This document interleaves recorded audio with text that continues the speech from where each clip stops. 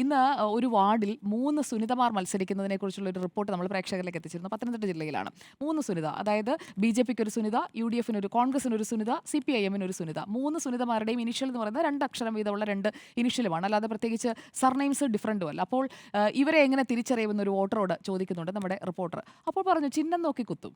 പ്രാദേശിക തെരഞ്ഞെടുപ്പിൽ പലയിടങ്ങളിലും ഈ തദ്ദേശ സ്വയംഭരണ സ്ഥാപനങ്ങളിലേക്കുള്ള തെരഞ്ഞെടുപ്പിൽ ചിഹ്നം നോക്കി വോട്ട് ചെയ്യുന്ന ആളുകൾ ഇപ്പോഴും ഉണ്ട് എന്നത് നമ്മൾ അംഗീകരിക്കേണ്ട ഒരു യാഥാർത്ഥ്യമാണ്. അവിടെ എത്രത്തോളം ഈ വിഷയങ്ങൾ, ആ പ്രാദേശിക വിഷയങ്ങൾക്കൊപ്പം സംസ്ഥാന തലത്തിൽ ചർച്ചയാകുന്ന വിഷയങ്ങൾ എത്തിക്കാൻ മുന്നണികൾക്ക് സാധിക്കുന്നുണ്ട്.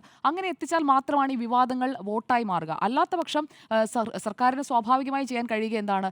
പെൻഷൻ ഇപ്പോൾ 20-ാം തീയതി മുതൽ, ഇന്നിപ്പോൾ നമ്മൾ സംസാരിക്കുന്നത് 25-ാം തീയതിയാണ്, 20-ാം തീയതി മുതൽ പെൻഷൻ വീടുകളിലേക്ക് എത്തിക്കുന്നു എന്ന് പറയുന്നു. അതുപോലെ തന്നെ മറ്റ് സ്കീമുകളെക്കുറിച്ചുള്ള അനൗൺസ്മെന്റ് മലപ്പുറത്ത് നമ്മൾ കണ്ടത് എന്താണ്? നടപ്പാക്കാനായി എം പി രാജേഷ് ആലോചിച്ച് തയ്യാറാക്കി വെച്ചിരിക്കുന്ന പദ്ധതി, ആ പദ്ധതിയുടെ വരെ പ്രചാരണം അവിടെ നടത്തിക്കൊണ്ടിരിക്കുകയാണ് മലപ്പുറത്ത്. അപ്പോൾ ഞങ്ങൾ മുന്നിൽ എന്തായാലും ആ പദ്ധതി നടപ്പാക്കും, അതുകൊണ്ട് ഞങ്ങൾ അതിൻ്റെ തത്തുല്യമായ ഒരു ഫോം വിതരണം ചെയ്യുന്നുവെന്ന് ആ കോർഡിനേറ്റർ തന്നെ, ആ മണ്ഡലത്തിലെ കോർഡിനേറ്റർ, ലോക്കലായിട്ട് കാര്യങ്ങൾ ചെയ്യുന്ന ആൾ തന്നെ വന്നിട്ട് പറയുകയാണ്. എന്തായാലും നടപ്പാക്കുമല്ലോ, അപ്പോൾ അതേക്കുറിച്ച് ഞങ്ങൾ പറയുന്നു എന്ന് പറഞ്ഞാൽ അഡ്വാൻസ് ചെയ്ത് തന്നെ വോട്ട് പിടിക്കുകയാണ്. ഇത്രയും ചെയ്യുമ്പോൾ മറുഭാഗത്ത് ഇതിനെതിരെ എന്താണ് ചെയ്യുന്നതെന്ന് ചോദിച്ചു കഴിഞ്ഞാൽ അവിടെ ലീഗിന്റെ പ്രതിരോധം ഉണ്ട് കേട്ടോ. ലീഗ് കൃത്യമായിട്ട് അതിനെ രാഷ്ട്രീയമായിട്ട് തന്നെ നേരിടുന്നുണ്ട്.